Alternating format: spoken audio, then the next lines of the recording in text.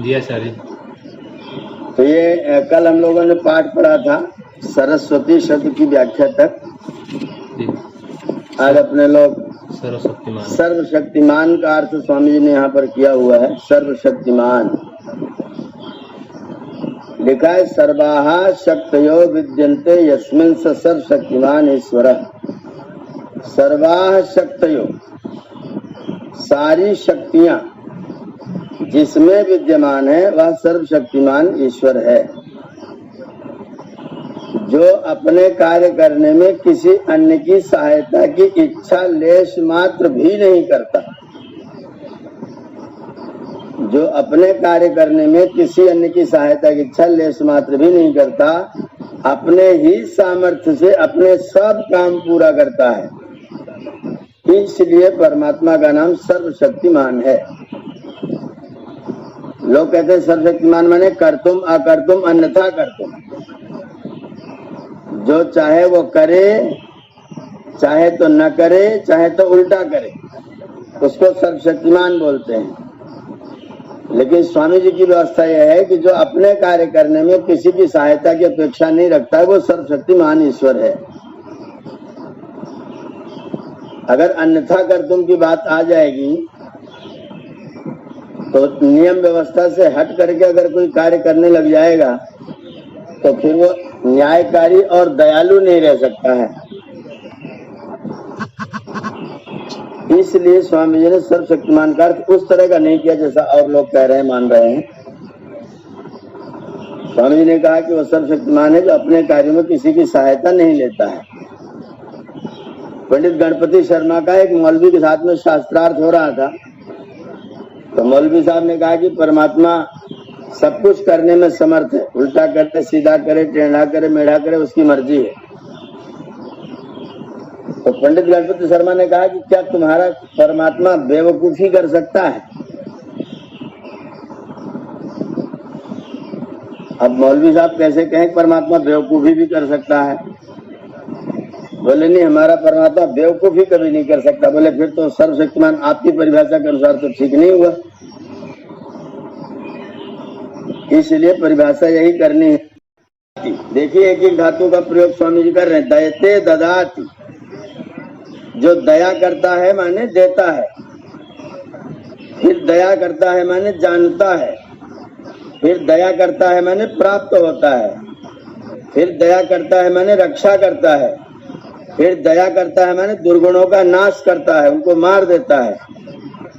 जिन कारणों से परमात्मा इन क्रियाओं को करता है, इसलिए परमात्मा का नाम होता है दयालु।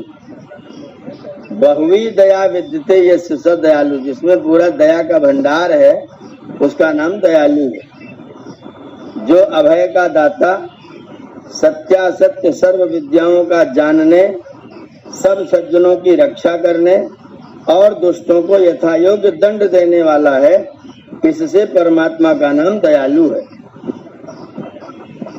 अब ये जो अद्वैत और द्वैत वाला, अद्वैत का मतलब है कि कोई दूसरा ईश्वर नहीं है। ये लोग अद्वैत का अर्थ करते हैं, हमारे जो अद्वैत वेदांती लोग हैं वो अद्वैत का अर्थ करते हैं ईश्वर के अलावा और कोई दूसरा नहीं है। स्वामी जी अर्थ कर रहे हैं कि कोई दूसरा ईश्वर नहीं है, ईश्वर एक ही है, इसलिए परमात्मा का नाम अद्वैत है। अर्थात सजातीय विजातीय स्वगत भेद शून्यम ब्रह्म, ना तो उसके कोई समान जाति वाला है, ना तो उससे कोई वैसा विरोध जाति वाला है, और अपने में भी उसमें कोई भेद नहीं है। स्वजातीय विजातीय स्व, तीनों प्रकार का जिसके अंदर भेद नहीं है, उस ब्रह्म का नाम है अद्वैत ब्रह्म। हिंदी में अर्थ दे रहे हैं दो का होना, दोनों से युक्त होना, वह है द्विता, वह द्वैत अथवा द्वैत, अर्थात जो इनसे रहित है। सजातीय जैसा मनुष्य का सजातीय दूसरा मनुष्य होता है, विजातीय जैसे मनुष्य भिन्न जाति वाले वृक्ष पाषाण आदि होते हैं, स्वगत अर्थात जैसे शरीर में आंख नाक कान आदि अवयवों का भेद है, वैसे दूसरे स्वजातीय ईश्वर विजातीय ईश्वर वह अपने आत्मा में तत्वांतर वस्तुओं से रहित एक परमेश्वर है, इसलिए परमात्मा का नाम है अद्वैत। तो स्वामी जी के अद्वैत का अर्थ यहाँ पर दूसरा है। ये लोग जो अद्वैत का अर्थ करते हैं वो करते हैं ईश्वर के अतिरिक्त और कुछ नहीं है, पर स्वामी जी कह रहे हैं दूसरा ईश्वर नहीं है, केवल अद्वैत का इतना ही अर्थ है। ईश्वर जैसा और कोई नहीं है, ईश्वर से विरोधी कोई नहीं है, ईश्वर में अपने अंदर भी किसी प्रकार का कोई भेदभाव नहीं है। इन तीनों चीजों से जो शून्य है, रहित है, इसलिए परमात्मा अद्वैत है। गुण्यन्ते येते गुणा, गुण्यन्ते येते गुणा वा यैर गुणयन्ति ते गुणा। जिनके द्वारा किसी चीज का गुणन करते हैं, जो गुण के रूप में विद्यमान होते हैं, उन्हें हम लोग कहते हैं गुण।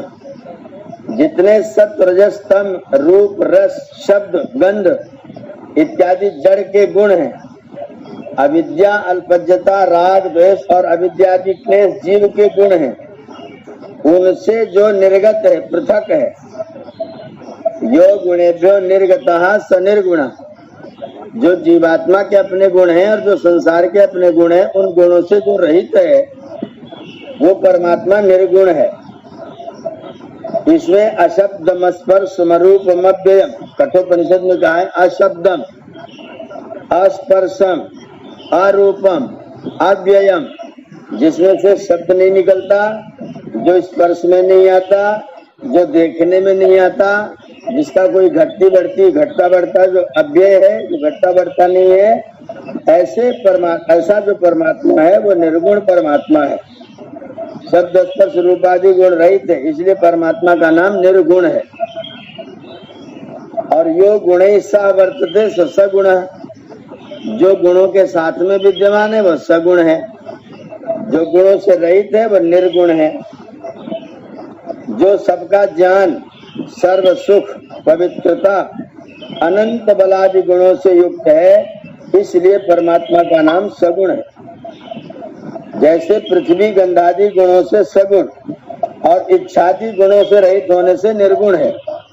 पृथ्वी में गंधादि गुण है इसलिए वह सगुण है, और इच्छा द्वेष प्रयत्न सुख दुख ज्ञान नहीं है इसलिए वह निर्गुण है। पृथ्वी गंधादि गुणों से सगुण और इच्छादि गुणों से रहित होने से निर्गुण है, वैसे जगत और जीव के गुणों से पृथक होने से परमेश्वर निर्गुण और सर्वज्ञ आदि गुणों से सहित होने से परमेश्वर सगुण है। अर्थात ऐसा कोई भी पदार्थ नहीं है जो सगुण और निर्गुणता से पृथक हो। हर पदार्थ में कोई न कोई गुण से रहित है और हर पदार्थ किसी न किसी गुण से युक्त है। तो गुण से युक्त है इसलिए सगुण है, गुण से रहित है इसलिए वो निर्गुण है। वैसे जगत और जीव के गुणों से पृथक होने से परमेश्वर निर्गुण और सर्वज्ञादि गुणों से सहित होने से सगुण है। अर्थात ऐसा कोई भी पदार्थ नहीं है जो सगुण और निर्गुणता से पृथक हो। जैसे चेतन के गुणों से पृथक होने से जड़ पदार्थ निर्गुण और अपने गुणों से सहित होने से सगुण, वैसे ही जड़ के गुणों से पृथक होने से जीव निर्गुण और इच्छादि अपने गुणों से सहित होने से सगुण, ऐसे ही परमेश्वर जीव और प्रकृति के गुणों से रहित होने से निर्गुण और अपने गुणों के सहित होने से सगुण कहलाता है। संसार का प्रत्येक पदार्थ निर्गुण भी है और सगुण भी है। जिन गुणों से रहित है उसके कारण निर्गुण है और जिन गुणों के सहित है उसके कारण सगुण है। फिर एक शब्द है अंतर्यामी। अंतर्यंतुम नियंतुम शीलम यस्य सो अयम अंतर्यामी। जो सब प्राणी और अप्राणी रूप जगत के भीतर व्यापक होके सबका नियमन करता है, इसलिए परमेश्वर का नाम अंतर्यामी है, क्योंकि वह सबका नियम करता है और सबके अंदर विद्यमान होता है। सभी के अंदर विद्यमान होने के कारण से परमात्मा का नाम अंतर्यामी होता है और अंदर रह करके सब लोगों का नियंत्रण करता है, इसलिए वह अंतर्यामी कहा जाता है। अंदर रह करके सब लोगों को नियम का पालन करवाता रहता है। कोई गलत कार्य करे तो उसको टोकता है कि तुम ठीक नहीं कर रहे हो, भय शंका लज्जा पैदा करता है। और जब कोई सही काम करता है तो उसके अंदर आनंद, उमंग और उत्साह पैदा करता है कि तुम बहुत अच्छा कार्य कर रहे हो। इस तरह से परमात्मा सब लोगों को नियमन करता रहता है। यो धर्मे राजते से धर्म राजा, जो धर्म ही में प्रकाशमान और अधर्म से रहित धर्म ही का प्रकाश करता है, इसलिए परमेश्वर का नाम धर्मराज है। धर्म में प्रकाशमान है, अधर्म से रहित है, धर्म का ही प्रकाश करता है, इसलिए परमेश्वर वास्तव में धर्मराज है। जी आचार्य। ओम। आज यही तक रखते हैं। जी। इस पर किसी को जिज्ञासा हो तो आप अपनी जिज्ञासा कर सकते हैं। धर्मराज कल काट कल किया जाएगा। आचार्य जो सबके मन में जो अच्छाई आता है तो क्या बुराई को कैसे हो आने लगता है?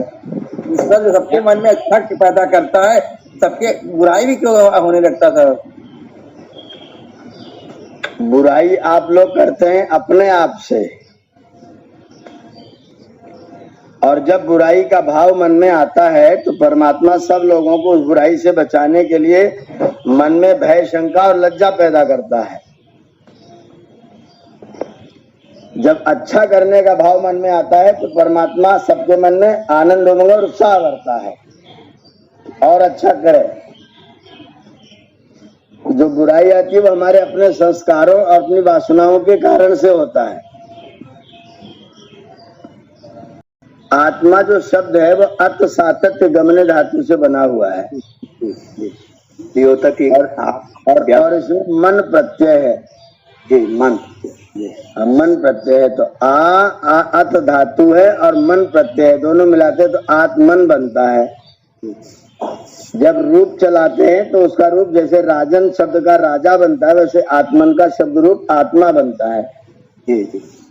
तो आत्मा का मतलब है अतति निरंतरम, अतति सातत्येन, जो निरंतर जन्म में, मरण में, दुख में, पाप में, पुण्य में, फल में, वासनाओं में, भोग में निरंतर आता जाता गति करता रहता है, उसका नाम है आत्मा। निरंतर गतिशील रहता है, उसका नाम है आत्मा। या आत्मा जब शरीर धारण करता है जितने समय के लिए, जब तक ये शरीर में रहता है उतने समय के लिए कहलाता है जीवात्मा। जब तक ये शरीर से निकल जाए, मतलब उसका कॉमन नाम, ठीक नाम, सही नाम आत्मा है। जब शरीर से जुड़ जाता है तब उसका नाम हो जाता है जीवात्मा। और जो जीव के आने जाने, दुख भोगने, पाप कर्म करने, वासना होने, संस्कार बनने से एकदम पृथक है, अलग है, वो परम आत्मा है, वो परमात्मा है। जी, आ गया जी, समझ में आ गया। बहुत सुंदर। आचार्य जी ओम जय। आचार्य जी एक विद्वान थे, उन्होंने ये कहा, मैंने माया शब्द का प्रयोग किया, तो माया शब्द का वो कह रहे थे कि कोई शास्त्रीय शब्द ये नहीं है माया, या कहीं सत्यार्थ प्रकाश में माया शब्द नहीं दिया गया है, तो ऐसा क्या आचार्य जी कुछ इस संदर्भ में बताएंगे? माया जो विद्वान ये कह रहे थे कि माया शास्त्रीय शब्द नहीं है, उन्होंने शास्त्र नहीं पढ़ा होगा। जी ठीक है। पाणिनि जी के अष्टाध्यायी में बाकायदा माया मण सूत्र पढ़ा हुआ है। माया शब्द से अण प्रत्यय होता है, माया करने के अर्थ में अण प्रत्यय होता है। और जो माया शब्द है वो मांग माने धातु से आ प्रत्यय के अंदर युग का आगम करके बना हुआ है। तो जो अपने आप में दूसरे को बांध लेता है, जो दूसरे को परिमाण युक्त कर देता है, जो दूसरे को एक सीमा में बद्ध कर देता है, उसे बोलते हैं माया। जी, जो सीमा में बंधने वाला है, दूसरे को भी बांधने वाला है। और वो कैसे करते कि शास्त्रीय शब्द नहीं, गीता में शास्त्रीय है, इसमें ऐसी शंका बिल्कुल नहीं रखनी चाहिए, शास्त्रीय शब्द नहीं है। आचार्य जी जैसे कि आपने ये माया शब्द का, तो माया अच्छे दृष्टिकोण में भी हो सकता है और मोह के दृष्टिकोण में भी हो सकता है। दोनों तो बिल्कुल दोनों अर्थों में है, दोनों अर्थों में माया है। जैसे आचार्य जी आपके द्वारा जो हम लोग ज्ञानबद्ध हो गए हैं, तो इसको भी कहा जा सकता है कि आपकी एक माया है। हाँ बिल्कुल बिल्कुल, शिवदत्त पांडे माया अभी आप कह सकते हैं। कह सकते हैं। दादाजी प्रणाम। जी आहूजा साहब नमस्ते। नमस्ते। मैं जो प्रश्न करने जा रहा हूँ उसके दो बिंदु मैं दूंगा जो दोनों एक दूसरे के विरोधाभास हैं। जी पहला बिंदु है सांख्य दर्शन का चतुर्थ अध्याय का 12वां मंत्र, अनारंभे अपि पर ग्रह सुखी शब्दवत। ये निर्माण ना करने पर भी आपको मालूम है कि अन्य के घर में सुख पाता है शाम के समान। जी जी। तो दूसरा बिंदु है कि मुक्ति पाने के लिए योग दर्शन में है कि ज्ञान कर्म उपासना ये मुक्ति के स्तंभ हैं जी। और ये तीनों पॉसिबल है अगर हम किसी गुरुकुल का निर्माण करें, क्योंकि ज्ञान उसमें बच्चों को भी मिलता है और जो उसको चलाता है उसको भी, और ये निष्काम कर्म का एक उदाहरण है गुरुकुल बनाना, और जो वहाँ बैठ के उपासना भी कर सकता है। तो इसमें तो निर्माण करना है गुरुकुल, ये तीनों चीजें सिद्ध होती है, निष्काम कर्म भी, और ये मंत्र कहता है कि दूसरे के बिल में घुस जाओ बिना अपना बिल ना बनाओ, ये इसका निराकरण कीजिए। दोनों विरोधाभास ये विरोधाभास नहीं है, इसको केवल समझने की बात है। जैसे आप गुरुकुल बनाए, तो आप गुरुकुल बनाए तो आपके गुरुकुल बनाते समय आपकी दो भावनाएं हो सकती हैं। पहली भावना है कि मेरा गुरुकुल है, दूसरी भावना यह है कि राष्ट्र का गुरुकुल है, राष्ट्र के लिए बना है। तो जो मेरा गुरुकुल करने वाला भाव है, इस भाव से रहित होना है। अगर कोई व्यक्ति गुरुकुल बनाते समय, मंदिर बनाते समय, घर परिवार बनाते समय ये सोच करके बनाता है कि ये राष्ट्र की सेवा के लिए है, तो वह अनारंभ वाला है, फिर वह आरंभ वाला नहीं है। और अगर कोई व्यक्ति अपना करके बनाता है तो भले ही वो संन्यास ले चुका है, गद्दी के पीछे आत्महत्या करने भाग जाता है, वो आरंभ करने वाला ही है, वो सन्यासी नहीं है। तो जो सांख्य दर्शनकार ने कहा व्यक्ति इससे अच्छा है कि न बनाए और किसी के यहाँ जाकर के 2 रोटी मांग करके खा ले और चैन से रहे। और अगर व्यक्ति योगी है वास्तव में, किरण के शब्दों में, दयानंद के शब्दों में, अगर वो योगी है तो वो राष्ट्र की सेवा के लिए जो कुछ भी निर्माण करता है वो राष्ट्र सेवा है। तो वो दोनों में विरोधाभास नहीं है, केवल हमारी भावनाएं विरोध में नहीं होनी चाहिए, हमारी भावनाएं उपयुक्त तो होनी चाहिए। हमने गुरुकुल बनाया, कल हमसे एक सज्जन में बैठा था शाम गुरु के पास, तो बोले कि गुरुकुल बना दिया आपने, इतनी मेहनत कर दी, अब इसका क्या, बाद में फिर क्या होगा। मैंने कहा मैंने मेहनत की, श्रम करना सबका काम, आप भी मेहनत करो, दिन भर कपड़ा बेचते हो।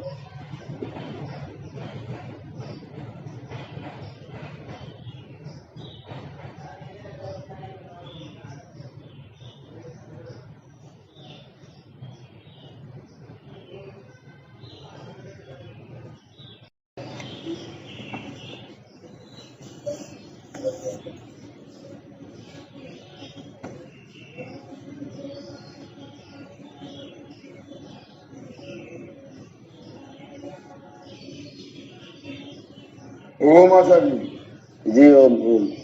ये जो नामों की जो भी व्याख्या की गई है कल भी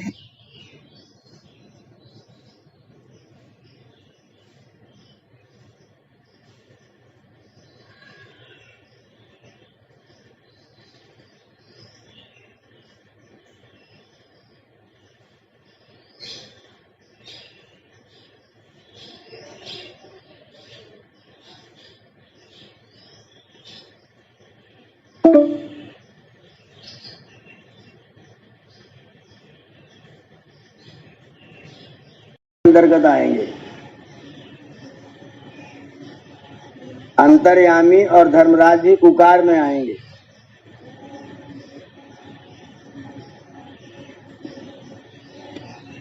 ये धर्मराज तक है, इनको उसमें बांट लीजिएगा। आपने सही याद दिलाया, मैंने आज इसका ध्यान नहीं दिया था। नमस्ते आचार्य जी। जी ओम नमस्ते भैया। आचार्य जी, ये कैसे निर्धारित होता है कि जो गुण है वो आकार में है या मकार में है या आकार में? ये मैंने उसमें बताया था, ये जो अकार उकार मकार हैं, इनकी जो बोलने की प्रकृति है और शब्दों की जो आकृति है जी। मतलब बोलते समय जो हमारे मुख का आकार बनता है, ये मुख में जैसे ध्वनि निकलती है, और जो इनकी निर्माण की जैसे अक्षर लिखे गए, लिपि जो बनाई गई है, उस लिपि के आधार जैसे आकार है, आप आ बोलिए, पूरा लंबे समय तक आ बोलेंगे तो आपका मुख खुलता हुआ चला जाएगा जी।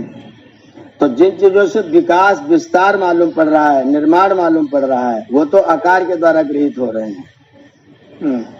जी। और जैसे ऊ बोलेंगे, चाहे जितना लंबा बोलिए, आपके मुख की आकृति वैसी की वैसी रहेगी जी। तो वो स्थिरता का द्योतक है। वो तो ऐसे करके गोल गोल बना हुआ है ना, उसकी आकृति गोल गोल है, मतलब जो गोल चीज होती है वो स्थिर होती है, जो लंबी चौड़ी होती है वो टूटती है जी। तो गोल का मतलब स्थिरता, रुके रहना। तो ऐसे गुण जो स्वभाव रूप में उनके अंदर विद्यमान है, वो सब उकार के द्वारा गृहीत हैं। ठीक है सर। और माँ बोलने पर मुख बंद होता है जी।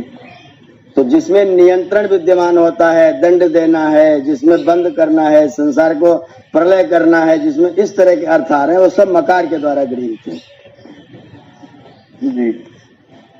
तो उनकी आकृति और बोलने के ध्वनि के आधार पर यह निर्णय किया गया है। इसलिए स्वामी जी ने अग्नि से विराट, अग्नि, विश्व आदि शब्द जोड़ा हुआ है। तो आदि पद से कौन से नाम लेने चाहिए वो हम लोग पूरा डिवाइड कर ले रहे हैं। 108 नामों से कौन कौन से नाम आकार से गृहीत है, कौन से उकार से, कौन से मकार से, इस ध्वनि के आधार पर हम उनको बांट ले रहे हैं। ठीक है जी, बहुत बढ़िया जी जी, धन्यवाद जी।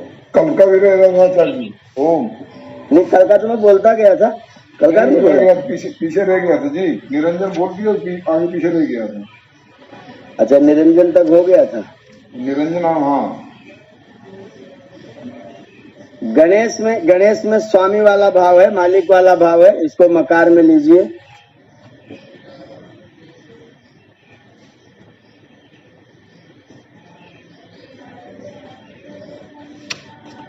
वो विश्व का स्वाभाविक ईश्वर है, सदा से अपने आप अपनी महिमा से राजा बना हुआ है, इसलिए इसको उकार में लीजिएगा विश्वेश्वर को। गणपति, गणपति जो है स्वामी अधिष्ठाता वाला है, उसको तो मकार से लीजिए, शासन करने वाला। ठीक। और विश्वेश्वर जो है वो अपनी महिमा से राजा है, इसलिए इसको उकार में लेंगे। कूटस्थ को भी उकार में लेंगे। देवी, श्री, लक्ष्मी, ये सब उकार वाले हैं।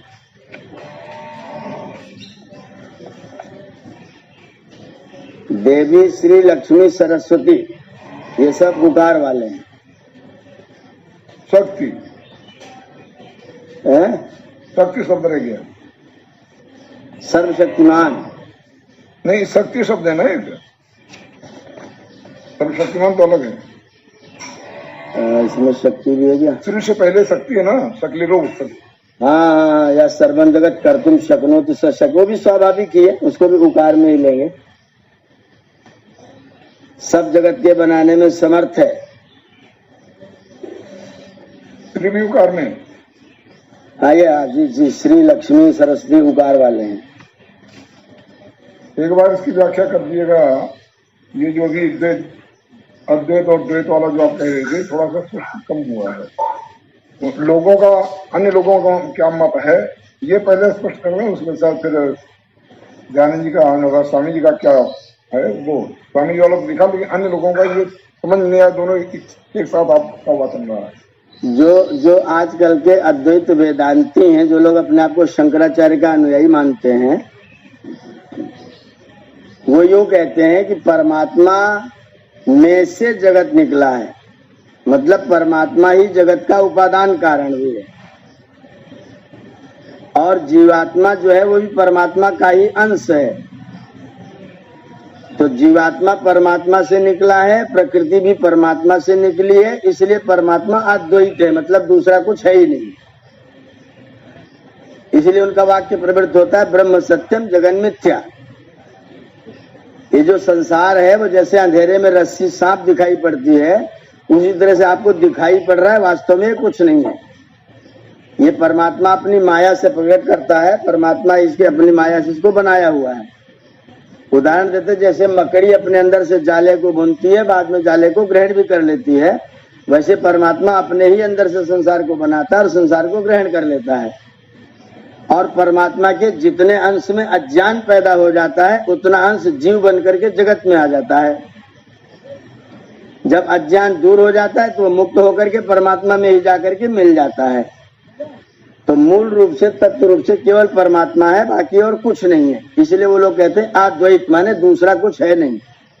ये तो उन लोगों की मान्यता है कि प्रकृति भी उसी में से निकली है, जीव भी उसी में से निकला है, और जीव जब अज्ञान दूर कर लेता है, मुक्त हो जाता है, फिर से परमात्मा ही बन जाता है। ब्रह्मविद ब्रह्मैव भवति, उनका वाक्य, जो ब्रह्म को जान लेता है ब्रह्म ही हो जाता है। तो कहते आम ब्रह्म अस्मि, कहते मैं भी ब्रह्म हूँ। तो ये अद्वैत वाले वो लोग हैं। अच्छा, स्वामी जी कह रहे हैं अद्वैत का मतलब होता है जिसके जैसा और कोई दूसरा नहीं है। अद्वैत शब्द का अर्थ है जिसके जैसा और कोई दूसरा नहीं है। तो जैसा परमात्मा है एकदम वैसा कोई भी नहीं है, इसलिए परमात्मा का नाम अद्वैत है। तो शब्द तो दोनों ने अद्वैत का प्रयोग किया, स्वामी जी ने भी किया, शंकराचार्य जी ने भी किया। लेकिन शंकराचार्य जी अद्वैत मानते हैं कि जगत का उपादान कारण, जगत का निमित्त कारण, जो कुछ है ब्रह्म के अलावा और कुछ नहीं है। जो अद्वैत शब्द स्वामी है जी सर, मानते हैं कि जो अद्वैत शब्द है ये व्याकरण से क्या कह रहा है?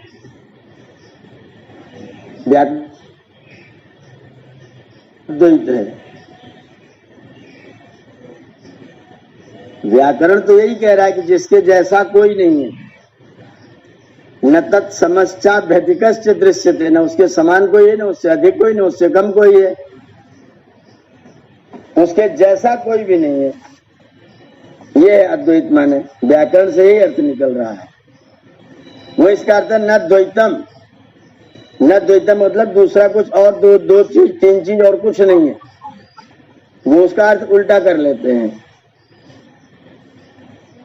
इसका मतलब शंकराचार्य जी व्याकरण नहीं पढ़े थे? व्याकरण पढ़े थे, लेकिन दरअसल उसमें परिस्थिति ये थी भैया कि उसमें गौतम बुद्ध का बड़ा प्रचार था, और गौतम बुद्ध ये कहते थे कि ईश्वर नहीं है, बाकी सब कुछ है। तो शंकराचार्य जी ने उनके उत्तर देने के लिए, उनके ऊपर दबाव बनाने के लिए, चैलेंज करने के लिए कहा कि ईश्वर ही है और कुछ नहीं है, आओ शास्त्रार्थ कर लो। वो कहते थे ईश्वर नहीं है, बाकी सब कुछ है। ये इन्होंने कहा कि ईश्वर ही है, बाकी कुछ नहीं, आओ शास्त्रार्थ करो। तो इन्होंने अपने तर्क के आधार पर बुद्ध के अनुयायियों को शास्त्रार्थ में पराजित किया, तर्क के अनुसार। फिर का ये सिद्धांत बन गया कि ईश्वर ही है और कुछ नहीं है, जाओ मैं इसका समर्थन करता हूं। मैं ऐसा विचारता हूं कि अगर शंकराचार्य जी 32 के 64 साल तक जीते तो अपने सिद्धांत की दूसरे तरीके से व्याख्या करते। जी जी, तात्कालिक किया उन्होंने क्या? उनकी अवस्था जो केवल 32 वर्ष मात्र की रह गई, उस कारण से वो तो केवल बौद्धों को पराजित करने के लिए एक तलवार थी जो उन्होंने भांजी है।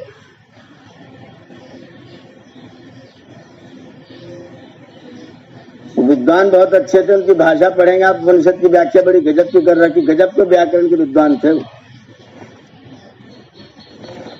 लेकिन जब किसी को परास्त करना होता है ना, तो न्याय में कई सिद्धांत है, वितंडा, छल, जाति, द्वेष, तमाम सारी चीजें लानी पड़ती हैं।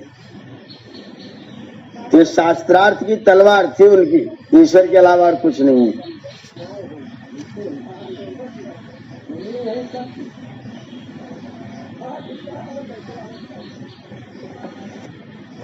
आचार्य जी ये जो लक्ष्मी है, बता रहे थे, हाँ अद्वैत अद्वैत बता रहे थे। हाँ जी जी आचार्य जी, द्वैत अद्वैत और त्रैतवाद बता रहे थे। हाँ, तो ये तो अद्वैत समझ में आ गया। मतलब अद्वैत- दोनों शब्द एक है और अर्थ उन्होंने दो प्रकार से लगाए हैं। हाँ, अर्थ उन्होंने ये कर दिया कि परमात्मा ही है, परमात्मा के अलावा और कुछ नहीं, न जीव है न जगत है। स्वामी जी ने कहा कि ईश्वर के जैसा और कोई नहीं है, लेकिन और पदार्थ हैं, तो उससे जीव अलग सिद्ध हो गया, प्रकृति अलग सिद्ध हो गई। तो स्वामी जी ने त्रैतवाद घोषित कर दिया कि तीनों है, ईश्वर भी है, जीव भी है और प्रकृति भी है। प्रकृति उपादान कारण है, जीव साधारण निमित्त कारण है, परमात्मा विशेष निमित्त कारण है। स्वामी जी ने यह सिद्ध किया। उन लोगों ने कहा कि नहीं, परमात्मा ही सब कुछ है, वही उपादान है, वही निमित्त है, वही सब कुछ है, बाकी कुछ नहीं है। तो ये अद्वैत है। और स्वामी जी का त्रैतवाद है, इन लोगों का अद्वैतवाद है। इसी में कुछ लोग और आए, उन्होंने कहा कि जो जीव है वो ईश्वर की अपेक्षा से कुछ अलग है, कुछ अलग है, थोड़ा सा अलग है, और जीव की अपेक्षा से ईश्वर कुछ विशेष है। तो ईश्वर कुछ विशेष है, इसका नाम उन लोगों ने दिया विशिष्ट अद्वैत। अद्वैत तो है लेकिन कुछ विशेषता है, कुछ थोड़ा सा भेद है, कुछ थोड़ा सा अंतर है। तो एक नया नियम चल गया विशिष्टाद्वैत का। इसका इसके रचाने वाले वल्लभाचार्य जी महाराज थे, विशिष्टाद्वैत वाले। फिर और एक सज्जन आए, बोले नहीं, द्वैत भी है और अद्वैत भी है। जब तक जगत रहता है तब तक जीव द्वैत रहता है, और जब जगत नहीं रहता है तो जीव भी ब्रह्म में मिल जाता है, तो अद्वैत हो जाता है। दोनों द्वैताद्वैत बनाया। जब एक गली पतली सी कहीं जगह रास्ता खुल जाए, आपके खेत में से कोई एक दो व्यक्ति निकल जाए, तो उस खेत में फिर कई रास्ते बन जाते हैं, जो जिधर पता उधर से निकलता है। ऐसे जो अद्वैत का मुख्य सिद्धांत था, उसको जब छोड़ दिया गया, तो उस जो गलत रास्ते जो पगडंडी बनाई गई, फिर वो पगडंडी एक नहीं रह गई, फिर कई पगडंडियां हो गई। तो द्वैताद्वैत भी आ गया, विशिष्टाद्वैत भी आ गया, अद्वैत भी जिंदा रह गया। स्वामी जी वाला अद्वैत इन लोगों ने स्वीकार नहीं किया, क्योंकि गद्दी चली जा रही थी, और वो आज भी नहीं स्वीकार करते, क्योंकि गद्दी जाने का खतरा है। अगर ये सिद्धांत मान लिया जाए कि परमात्मा के जैसा और कोई नहीं, परमात्मा परम आत्मा है, सर्वश्रेष्ठ सर्वोत्कृष्ट सबसे भिन्न परम आत्मा है, ये स्वीकार करके, और उसके बाद में जीव है, अज्ञान में रहता है, तब तक जीवात्मा बना रहता है, अज्ञान से विरक्त हो जाता है तो मुक्तात्मा हो जाता है, मुक्त हो जाता है। प्रकृति जड़ है, जो लोग जीव है, जो लोग इसमें रहते हैं, जब तक वो रहते हैं तब तक के लिए उनकी भोग्य वस्तु है। जब उन्हें उसका काम खत्म कर दिया तो उनसे कोई उसका लेना देना नहीं, तो प्रकृति अपना काम दूसरों के लिए करती रहती है। जैसे कोई व्यक्ति नाटक देख रहा हो, बैठ करके सिनेमा चल रहा हो, उसमें कठपुतली का नाच हो रहा हो, तो कठपुतली का नाच जो लोग बैठ के देख रहे हैं उनके लिए तो होता रहता है। अगर कोई व्यक्ति उसमें से उठ करके चला जाए तो कठपुतली का नाच हो रहा होगा, उससे क्या लेना देना है। ऐसे ही जगत में जो है, संसार जो है कठपुतली है, वो अपनी अपनी गति, अपनी चेष्टा, अपना व्यापार कर रहा है। जब तक आप इसके उपभोग में रहते हैं तब तक आप नाच देखते रहते हैं। जब आप इसको भूल करके, इसको छोड़ करके ईश्वर की ओर हो जाते हैं, अपने घर चले जाते हैं, अपने घर जाते तो कठपुतली का नाच का आपसे कोई लेना देना नहीं होता है। ऐसे ही आपका जगत से कोई लेना देना नहीं होता जब आप मुक्त हो जाते हैं। तो जगत भी नित्य पदार्थ है, जीवात्मा भी नित्य पदार्थ है। वो मुक्त होता है तो जीवात्मा के आनंद में जाकर के आनंद का भोग करता है। उसी में अगर मिल जाएगा, मान लीजिए जीवात्मा को ये मान लें कि परमात्मा में मिल जाता है, तो फिर जीवात्मा का कौन सा भोग हो, तो वहां जाके मिल गया तो खत्म हो गया, उसका तो अस्तित्व ही नष्ट हो गया। अस्तित्व ही नहीं है तो आनंद क्या भोगेगा। तो इसलिए जो मुक्ति का कॉन्सेप्ट स्वामी दयानंद सरस्वती वाला है, यही वास्तव में वैदिक है, ये वेदानुकूल है। और बाकी इन लोगों ने जो अपनी मान्यताएं चलाई हुई है वो मान्यता मात्र है, और इसीलिए एक मान्यता वो चलाते, दूसरा कोई दूसरी, तीसरा कोई तीसरी, फिर मान्यता पर मान्यता होती चली जाती है। आचार्य जी, इसे इसमें थोड़ा प्रलय, आचार्य जैसे ही लोग जानते हैं, मतलब विषयों का मतलब सिद्धांत जानते हैं, तब पर भी मतलब जो है अपनी गद्दी चलाने के लिए मतलब अपना जाल बनाते हैं। जब हम लोगों से बातचीत होती है ना, तो चुपचाप स्वीकार करते हैं, अकेले में, एकांत में। आचार्य जी, आचार्य जी, जी इसी समय जो ये तो जीवन काल का हो गया, सृष्टि काल का हो गया, ये जो प्रलय काल है, प्रलय काल में क्या परिस्थिति रहती है हाँ आत्मा और परमात्मा और प्रकृति का? प्रलय काल में जो प्रकृति है मूल, ये जो हमारे जो स्थूल तत्व दिखाई दे रहे हैं, इसमें जो बने बनाए रूपवान दिखाई दे रहे हैं, इनमें से एक भी रूपवान तत्व तो नहीं होता है। दिसंबर के फर्स्ट वीक में जो कोहरा पड़ता है, उस तरीके से सारे तत्व बिखर करके ब्रह्मांड में भर जाते हैं, प्रकृति के तत्व। और जो जीव तत्व होते हैं वो निष्क्रिय अवस्था में पड़े रहते हैं, वो कोई क्रिया नहीं करते हैं। परमात्मा एक रस है, वो अपने रस में मस्त रहते हैं, अपने रस में रहते हैं, अपने आनंद में रहते हैं।